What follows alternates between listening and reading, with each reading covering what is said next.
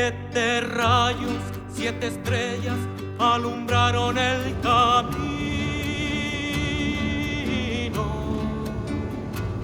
En la verde selva nuestra, que abrazada por la lluvia, cobijó a las candelillas como la madre a sus hijos. El Paine resumía en su persona, en su forma de ser, esa convicción, esos principios, esos valores que nosotros soñábamos para aquella sociedad que queríamos construir. Paine fue un jefe guerrillero, un compañero militante, un dirigente del partido de conducta ejemplar. Y no lo estoy diciendo porque la cultura dice de que hay que hablar bien de los muertos. No, en absoluto. Tiene que ver con que efectivamente el Paine fue un compañero que supo conjugar la teoría con la práctica con una tremenda humildad. Bueno, decir además de que para la gente joven que viene por primera vez que este proyecto de guerrilla en el Tume tiene que ver con muchas variables que sin duda alguna por la historia de Neltume que ustedes han estado conociendo en estos días hicieron que este fuera el lugar apropiado para definir una tarea del MIR que no fue producto del azar, no fue producto de una decisión apresurada. En la línea estratégica político-militar del MIR, la tarea de la guerrilla estuvo presente desde el primer momento. Y por lo tanto es en tiempos ya de dictadura donde esta tarea estaba pendiente y por lo tanto había que trabajarla. Y donde la trabajamos era precisamente en este lugar donde donde el partido había logrado un gran desarrollo del movimiento de masa, donde teníamos un grupo importante de compañeros, de militantes. Muchos de los integrantes del destacamento Toqui Lautaro eran de acá. Había un conocimiento también del terreno desde el punto de vista topográfico y por lo tanto, y además de un estudio que el partido hizo en relación a toda la cordillera de los Andes, este era el lugar como más apropiado que reunía todo ese tipo de condiciones como para impulsar esta tarea. Bueno, este lugar fue elegido para desarrollar una guerrilla porque nosotros como partido acá habíamos logrado un desarrollo y un convencimiento de los trabajadores de la montaña grande. Y eso se había producido porque acá en este sector, en los fondos que fueron tomados, se vivía una explotación increíblemente salvaje. Los patrones habían logrado traer para acá, para los campos, y especialmente acá en estos fondos, todo el sistema de explotación de las salitreras, con las pulperías y con los vales incluidos. Y eso producido durante 40 años, entonces por eso se logró, digamos, que todo el pueblo este de la montaña se uniera y se formara este complejo. Porque las personas tenían primero instinto de clase que después se fue transformando en conciencia de clase. Y después con toda la formación que con los compañeros que llegaron, le fuimos dando a los trabajadores, teníamos un pueblo con conciencia política. Entonces, eso significaba que la gente iba aprendiendo en su conciencia y estar de acuerdo, porque al final lo que se hacía era lo que los trabajadores decidían, ellos discutían en las secciones y qué vamos a hacer y cómo vamos a producir y cuánto vamos a producir y si es que hay que contratar a alguien. Y ellos lo decidían en las secciones. Eso es lo que es el poder popular, cuando, como decía un profesor, como su nombre lo indica, cuando el pueblo manda. Y yo siempre digo, bueno, los evangélicos decían esa cosa, yo era un borracho perdido y conocí a Cristo. Nosotros no éramos ni tan borrachos ni tan perdidos y conocimos el MIR, digamos. Nosotros acá en el Tume, por ejemplo, éramos miristas un año antes de que los miristas llegaran. Y todo eso fue creciendo y fue aumentando y la gente digamos, interesada en aprender. Llegó gente que eran todos miristas en ese tiempo, que hacían cursos de alfabetización y la gente trabajaba en el día y en la tarde iban a aprender a leer porque querían participar y querían opinar. Entonces cuando llega el golpe, digamos, nosotros teníamos un pueblo grande que tenía conciencia política, por el apoyo de la población, por el apoyo, incluso habían compañeras que sus maridos estaban muertos, que eran compañeros igual, y que a pesar de eso igual nos ayudaban con información, con alguna cosita, un poquito de azúcar, un par de huevos, un par de harina tostada, o café, o té, o milo, o lo que sea. Nosotros llegamos a tener aquí, por el lado allá de Carranco, personas que hasta el año 90 sembraban trigo, tenían ovejas, hacían calcetines y mantas para cuando llegaran los guerrilleros. Entonces la actitud de ellos, esa actitud, digamos, de luchar, se producía porque tenían conciencia de clase, digamos, conciencia política. Entonces por eso se elige este lugar para instalar una guerrilla, porque nosotros habíamos sobrevivido después del 73 por el apoyo de los trabajadores y del pueblo de la montaña. Y entonces por eso se elige esto. Con gran emoción veo compañeros, compañeras, caras nuevas, mucha juventud, y la tarea es de ustedes, ¿no? Los viejos entregamos, no tan viejos tampoco, ¿no? Pero entregamos lo que fueron nuestros errores, nuestras limitaciones y también nuestros aciertos, pues, ¿no? Porque si algo hemos impulsado en todos estos años, ha sido la coherencia con lo que decíamos y lo que hicimos, ¿no? La consecuencia con lo que pensamos, la dignidad del combatiente, la dignidad del prisionero y el honrar a nuestros caídos, ¿no? Hay compañeros, hermanos, camaradas, amigos, que no estaban con nosotros, que no dieron años de exilio, no dieron años de prisión, dieron su vida por este sueño maravilloso de hacer una nueva sociedad, ¿no? De construir un mundo para todos. Entonces, por ellos, con ellos, para ellos y desde el pueblo, seguimos adelante en la lucha, compañeros. Y el ejemplo de Paine, hoy día lo vemos en nuestros rostros. Matías Catrileo, los órganos territoriales de defensa de los compañeros mapuches, la cantidad de presos políticos que existen ahora en Chile, que están enfrentando al Estado, la represión y construyendo nuevamente una alternativa que realmente sea para la transformación de la sociedad por la revolución y no para mantener el mismo Estado con pequeñas reformitas. Entonces me parece importante que retomar el ejemplo de los compañeros significa hoy día construir fuerzas, unir fuerzas en función de la misma utopía que tuvieron los viejos del 20, los viejos que se levantaron en la marinería, los que peleamos el 73, los que peleamos el 81 en distintas latitudes. Y creo que ese es el mejor homenaje a los compañeros que cayeron.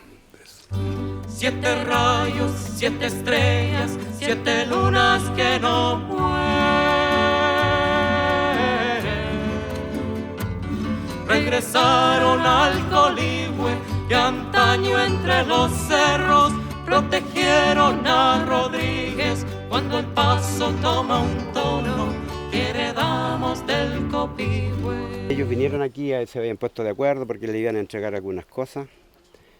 Y ese día los sentaron frente a una ventana y llegaron los pacos, uno de los pacos era amigo del Hugo, y les dispararon de afuera. Y mataron al Hugo ahí. Y el Lucas salió, allí hay un arroyito que en ese tiempo tenía 2 tablones así de 10 por 4 para cruzar. Y el Lucas salió corriendo y ahí en los tablones le dispararon y le cortaron las piernas, digamos, con la ráfaga. El Hugo era un tipo bueno, él estaba estudiando ingeniería forestal y era un tipo, no se pasaban penas con él. Nosotros nos cagábamos de hambre, pero nos cagábamos la risa igual. Entonces, igual cuando fusilaron a los compañeros en Valdivia, ese fue un golpe terrible para nosotros porque ahí habían matado al Pepe, al Pelao Kraus, al Cabeza, que eran dirigentes del comité regional, y a todos los otros compañeros que eran de aquí, de Neltume, algunos y otros de otros lados. Y después, bueno, el gringo fue el que nos hizo recuperarnos de ese golpe. Porque el gringo, bueno, él sufría igual, pero era el que tenía condiciones anímicas mejores en ese momento para recuperarnos. Y él nos contaba historias de Suecia y de los reyes, y nosotros le decíamos que tenía sangre azul. Así que le decíamos, ¿tú también tenés sangre azul, weón? Le decíamos, no, si alguno de nosotros necesita sangre, tú no vas a dar. Y el gringo decía, ustedes, decía, por eso son tan subdesarrollados, decía, pues son huevones. Porque el gringo había adquirido el lenguaje chileno, y era pícaro igual. La quinta será una S, la sexta flor de Araucaria, la séptima primavera de toda una vida en flor, que alegre mostró el camino, la enseña de su valor, que alegre mostró el camino, la enseña de su valor.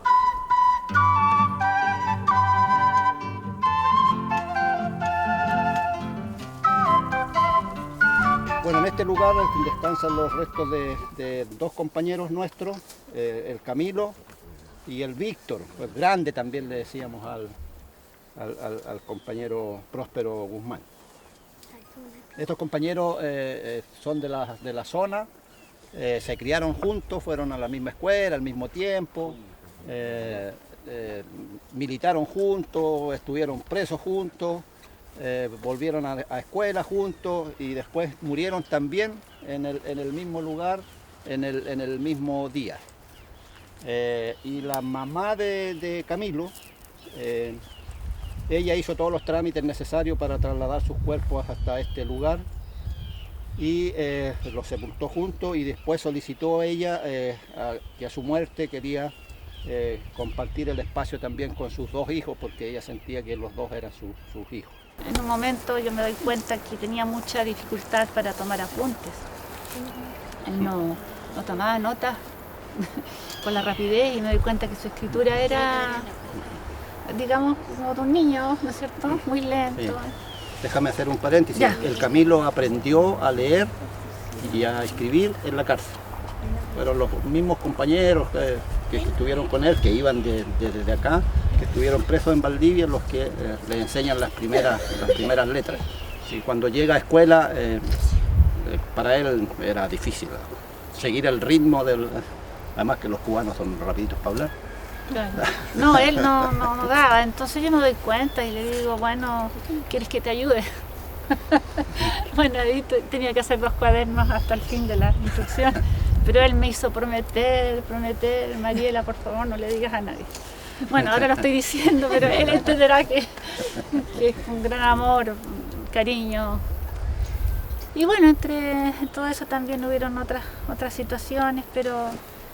Y en la columna, cuando hacíamos nuestro ejercicio, él siempre preocupado, si él hacía la columna muy fácilmente, subía y bajaba. Y iba a preguntar a lo de la retaguardia, cómo iban, luego iba a la vanguardia y así. Él era una persona muy preocupada de los compañeros, muy solidario. Y eso, así todos esos recuerdos vienen ahora.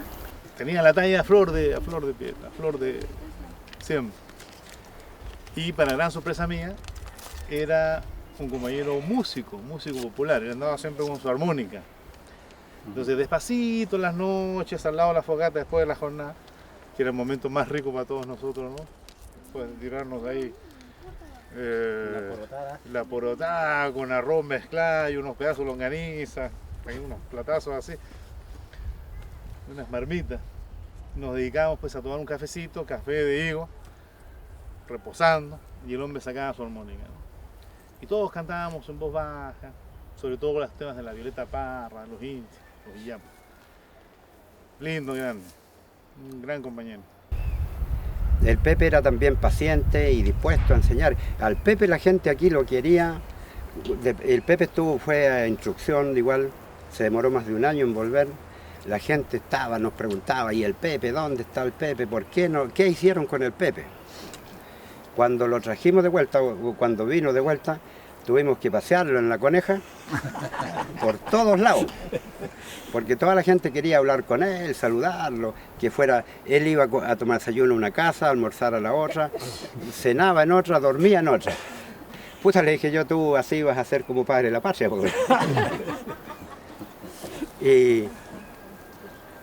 Y el cariño que sentía la gente por el Pepe se notaba, digamos. Y se notaba por qué él los quería. Allí no se podía ser falso. O sea, o te nacía o no te nacía. Era así de simple. O sea, no había espacio para el discurso. O sea, tu reacción era natural ante los acontecimientos extremos en que nos encontrábamos. Es decir, ante el hambre atroz que nos tocó vivir.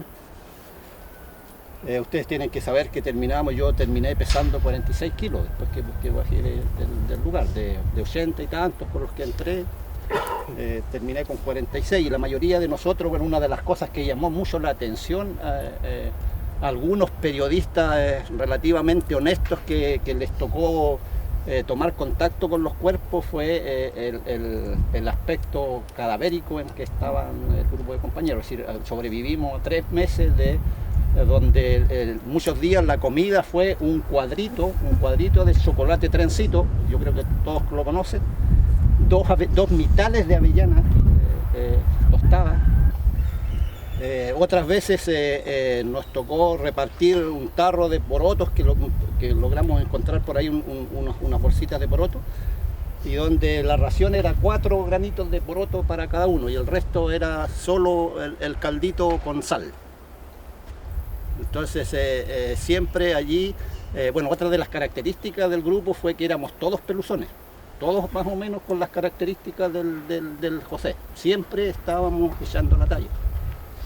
Entonces incluso en esas condiciones siempre aparecía la talla de alguien en relación a la comida. Por ejemplo, decía, yo me voy a comer los porotitos a los Yakustov. ¿Qué significaba eso? Que primero me comía los porotos, o sea, me tiraba dentro del tarro con agua, con sal, a sacar los 4 porotitos que me tocaban y después me empezaba a tomarle el agüita. ¿Te fijas? Entonces, o después de eso decía ya, ¿qué hacemos ahora? No, descansemos, hay que reposar. Yo creo que en ese plano fui un afortunado en el sentido de que pude convivir con un grupo de compañeros que son los compañeros que uno sueña en esa sociedad que queremos, precisamente, en esa sociedad que queremos. Yo sueño y lucho y que día a día, porque que el día de mañana quiero una sociedad llena de Camilos, llena de Paines, llena de Víctor y de tantos otros compañeros que nos movilizamos en función de la construcción de una sociedad que sin duda alguna es la salvación de la especie. Hoy día, cuando uno dice tenemos que incorporar la ecología a nuestras luchas, es que de verdad en esta dinámica que el modelito nos impone, lo que está en juego en definitiva es la supervivencia de la especie. O sea, en esta dinámica nos echamos el planeta en unos cuantos años más. Y eso creo que nos tiene que movilizar a todos. Son banderas de lucha nuevas que han aparecido sobre nuestro camino y sobre las cuales tenemos que seguir luchando.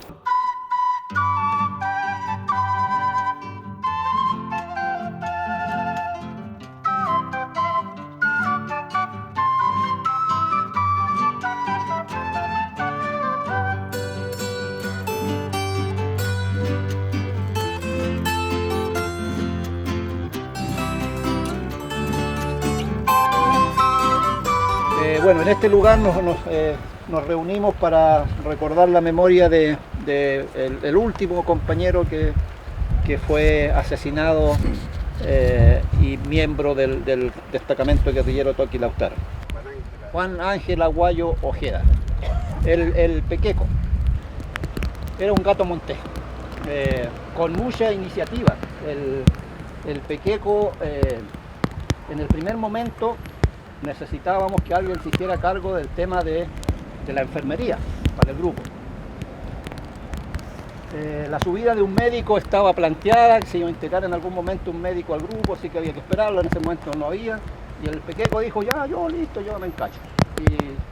Y empezó a poder aprender solo un poco en Cuba antes de salir, algunas cositas básicas, y ya pasó a ser el enfermero del grupo. Pero lo curioso y lo anecdótico es que en la formación de todas las mañanas del destacamento, nos formábamos todas las 3 patrullas que había, y el paine nos entregaba las indicaciones del día, lo que íbamos a hacer. Pero primero pasaba revista a la situación del personal. Entonces, yo encargado de la patrulla número 3, entonces tenía que informarle, compañero Paine, y eso todo marcialmente. Era una fuerza militar. Entonces, compañero Paine, permiso para informar, la patrulla número 3 está en perfectas condiciones y después está a trabajar. Paine, adelante. Todo serio. Entonces, compañero Pequeco, informe la situación de los enfermos. Pequeco. Permiso, compañero Paine, para informarle la situación de los enfermos. Y en ese tiempo, la anécdota buena es que el grande se había pegado en la cabeza. Entonces estaba recuperándose, y el Pequeco todos los días decía, el compañero Víctor está mejor. Ya, ese era su informe. Al otro día, el compañero Víctor está mejor. Entonces un día ya no, yo creo que él estaba tan preocupado de buscar otra forma de informar. Entonces dice, permiso, compañero Paine, para informar. El compañero Víctor tiene 2 grados de recuperación. Risa general, el Paine, todo muerto de la risa. Ahí, por ejemplo, el Pequeco a él le gustaba la cosa del FTR y iba y él como que se empoderó de la idea. Y él con este otro que yo les decía, que era el Ismael, el chamaco, el Pequeco, por ejemplo, trabajaba en la línea, en el sector de secadores. Y él reunía a su gente y los trabajadores no hacían reunión si es que no estaba el Pequeco. Y en la otra, ahí habían como más de 300 trabajadores en esa donde se hacía terciado, y nadie funcionaba ni discutía nada si no estaba el chamaco, digamos, que era el que mandaba el asunto. Entonces, por ejemplo, el chamaco en el Congreso iba a ser nombrado como consejero de los trabajadores en representación de Neltume. Yo escribí este libro pensando en primer lugar en la juventud, porque es la juventud la que va a hacer la revolución, digamos, o va a dirigir la revolución con el pueblo y con los pobres del campo y la ciudad. Y tienen que saber estas cosas, digamos, porque les van a ayudar, porque las cosas hoy día, la vida en este país hoy día es diferente, pero hay cosas que no cambian nunca, digamos. Y lo que no puede cambiar nunca es esa relación que se establece con el pueblo, porque es el pueblo el que se pone para hacer las transformaciones. Y eso hay que contarlo igual, para que la juventud lo sepa, digamos, y que les pueda servir, porque la lucha recién comienza de vuelta. Bueno, muchas gracias.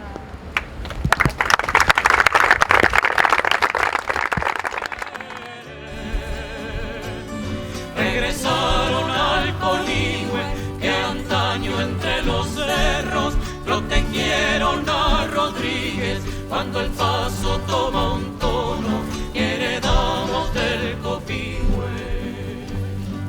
La una se llama tierra, la dos nombraremos pan, la tercera es mi esperanza, la cuarta es un ventanón, la quinta será una herce, la sexta flor de araucaria, la séptima primavera de toda una vida en flor, que alegre mostró el camino, la enseña de su valor, que alegre mostró el camino, la enseña de su valor. 7 rayos, 7 estrellas, 7 lunas que no mueren.